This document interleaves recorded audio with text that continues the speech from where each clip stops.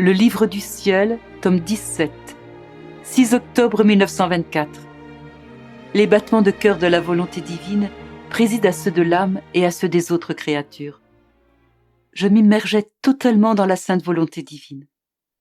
Bougeant en moi, mon doux Jésus me dit : « Ma fille, comme il est beau de voir une âme s'immerger dans ma volonté. » Les battements de cœur créés se fondent alors avec les battements de cœur incréés pour ne faire qu'un avec eux. C'est là le plus grand bonheur pour le cœur humain, battre à l'unisson avec le cœur de son Créateur. Le cœur humain prend son envol et se retrouve au centre de son Créateur.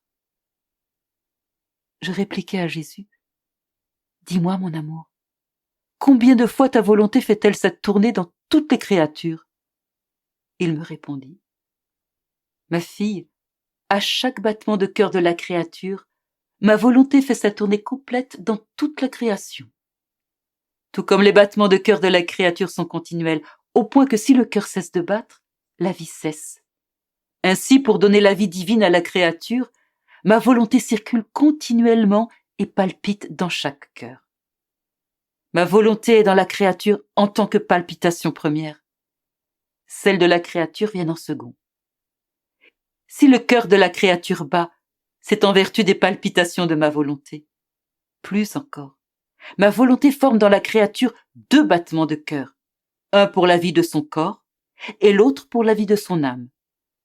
Veux-tu savoir ce que les palpitations de ma volonté effectuent dans la créature ?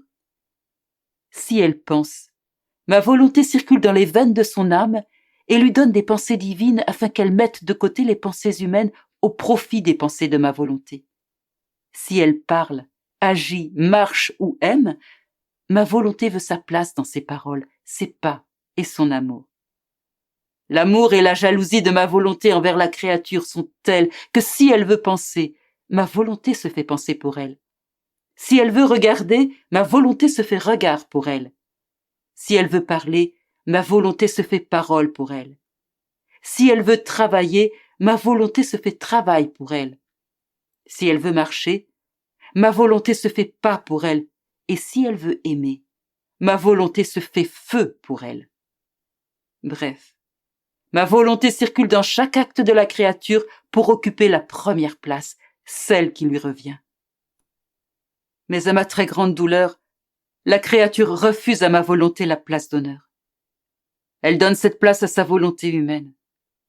Ainsi, ma volonté est obligée de rester dans la créature comme si elle n'avait ni pensée, ni yeux, ni parole, ni main, ni pied, comme si elle était incapable de développer sa vie dans cette créature au centre de son âme. Quelle douleur! Quelle énorme ingratitude! Veux-tu savoir quelle créature donne à ma volonté la pleine liberté d'être le battement de cœur de son âme ? Celle qui vit dans ma volonté. Oh! Combien ma volonté communique sa vie à cette créature et se constitue la pensée de ses pensées, les yeux de ses yeux, les mots de sa bouche, les battements de son cœur et ainsi de suite. Combien rapidement nous nous comprenons l'un l'autre. Ainsi ma volonté atteint son but de former sa vie dans l'âme de la créature. Ce n'est pas uniquement chez la créature douée de raison que ma volonté tient la première place et est comme la palpitation première, mais dans toutes les choses créées, de la plus petite à la plus grande. Ma volonté tient là aussi la première place et agit comme battement de cœur. Aucune chose créée ne peut se soustraire au pouvoir et à l'immensité de ma volonté. Ma volonté se fait aussi la vie du ciel azuré, en maintenant sa céleste couleur toujours nouvelle et claire. Le ciel ne peut se décolorer ou pâlir parce que ma volonté l'a voulu ainsi.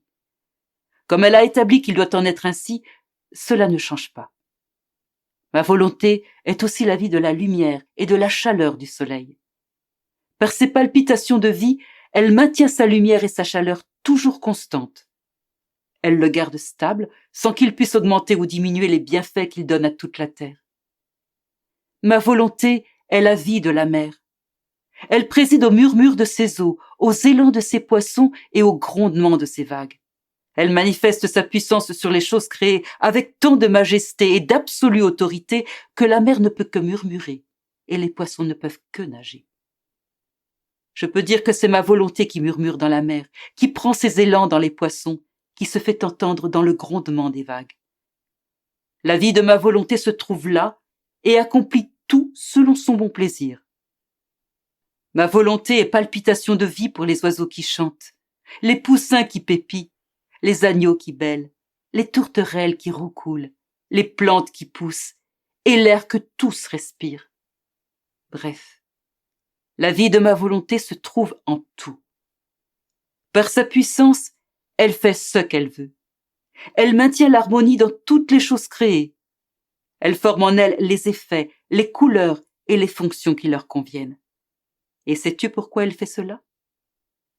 C'est pour me faire connaître des créatures, m'approcher d'elles, les courtiser et les aimer. Je fais cela par autant d'actes différents de ma volonté qu'il y a de choses créées. Mon amour ne s'est pas contenté de mettre ma volonté dans le tréfonds de l'âme de la créature comme palpitation de vie.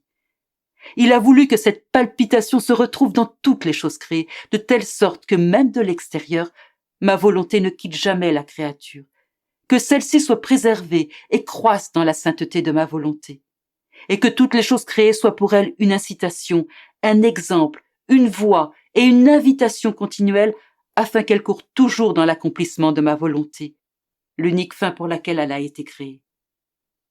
Cependant, les créatures sont restées sourdes aux multiples invitations de la création, aveugles devant tant d'exemples. Si elles ont ouvert les yeux, elles les ont fixés sur leur volonté propre. Quelle douleur!